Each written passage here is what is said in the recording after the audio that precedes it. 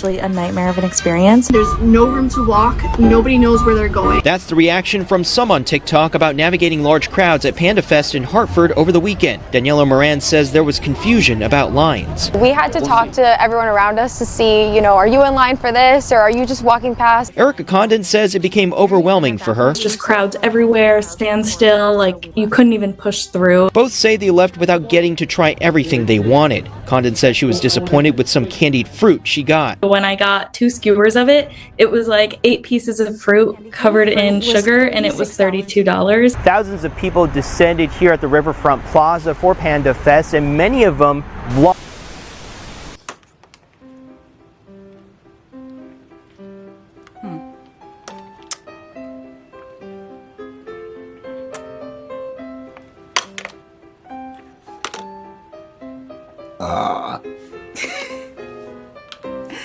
Oh, that was nasty. That was nasty though. Panda Fest. A festival of wonderful food and many people. I will say that while in the end this festival kind of ended up being a bit of a hot mess, the food was good, and there were lots of good performances, but it was very crowded, and unless you went at one of the first 2 slots in the morning, there's a really high chance that you were just standing in lines for a majority of the time and that you might not have even been able to get food. I was lucky enough to go during the earlier hours of this event, and so I was able to try at least 2 or 3 things, and I was able to get a dessert. I hope that they do take the feedback. I hope, I really hope that either they have it at like a location that's a little bit more spacious, or they just organize things a little bit differently as far as like the layout next year. But enjoy! Okay, so for Panda Fest, this was a ticketed event, and you had to buy a ticket beforehand. When purchasing tickets, they had different time slots that you could purchase your ticket for.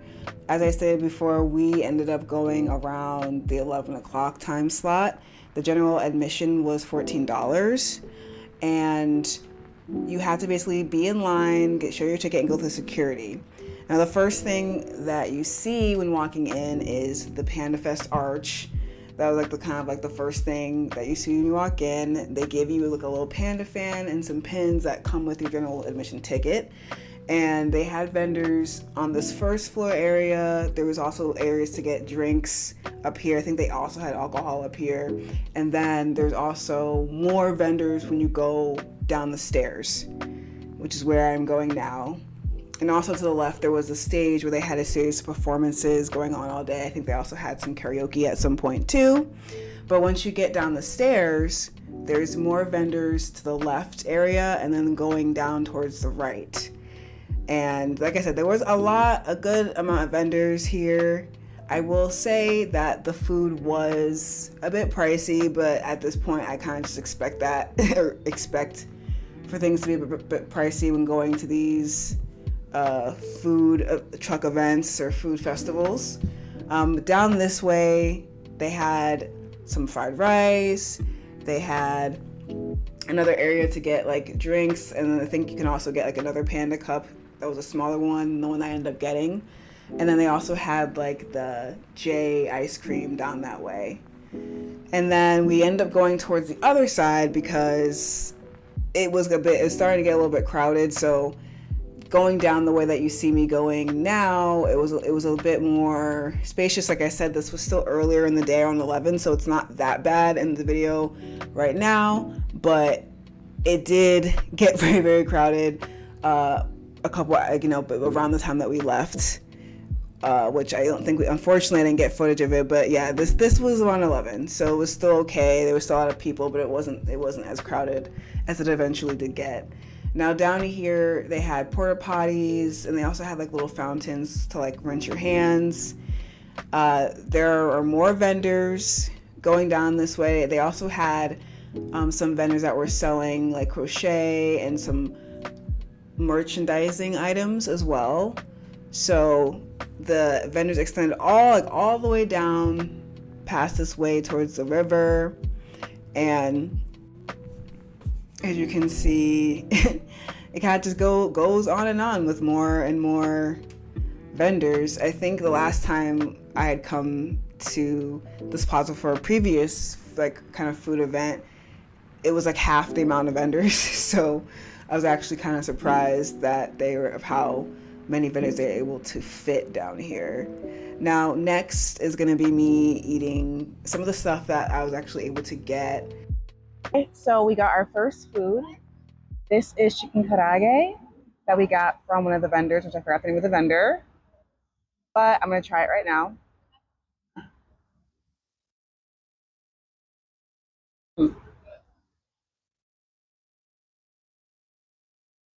Okay. It's actually really good. It has a really nice crispy outside. They also put some sriracha mayo and Korean barbecue sauce on it.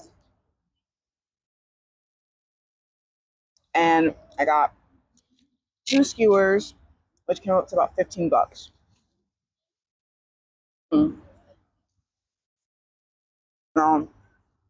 My husband got takoyaki, which are octopus balls, but I can't have these because I have a shellfish allergy. And we also got some strawberry lemonade, some exotic juices for, what was it? What was the price? Sorry. It was like 35 because of the. Yeah, so if you want to get it in this container, it's $35 to get it in this container, or you can just get it in a regular cup for $15. And then if you press the nose, ta-da! It opens up the mouth and reveals the straw. How cool is that? Y'all, it's so cute. Got some Korean fried wings. I'm so ready for this. They have a nice soy garlic glaze. Oh, they're hot. Let's go. Definitely taste the garlic. Nice. Hints of soy, and they're definitely crunchy. The other flavor that they did have, other than this, were spicy, and then they had barbecue, and I had one that was just called cheese, but I was like, I don't know if I should mess with that today, so yes. These ones.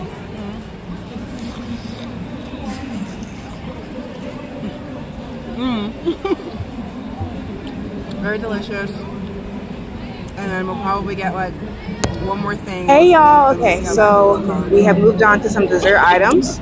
I have an ube souffle pancake that we got from Soft Bite Souffle. I'm gonna try right now. I have not had a souffle pancake before, so I'm interested to see how this is gonna taste. I'll say right now it's very fluffy. Actually, I don't know if you can see on the camera or not. Okay, it's really good. It's actually very light. And this ube topping is very good. There's also some sprinkles on top. It's very fluffy.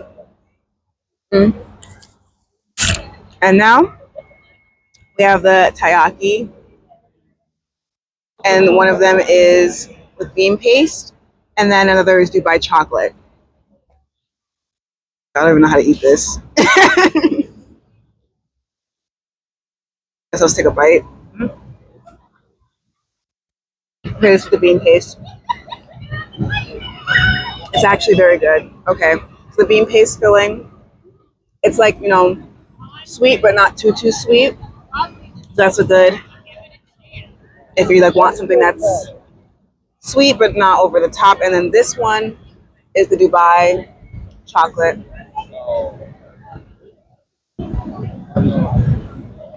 I definitely taste the pistachio, and it has a nice crunch to it as well.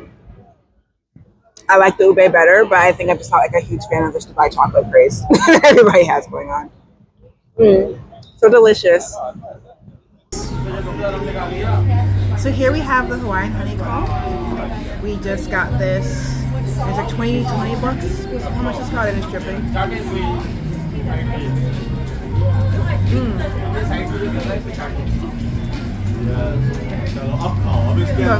The vanilla ice is very good.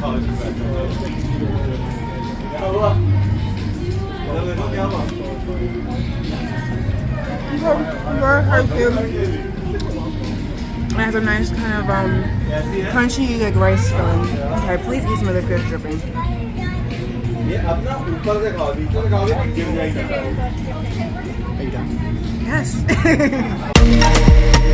Yes.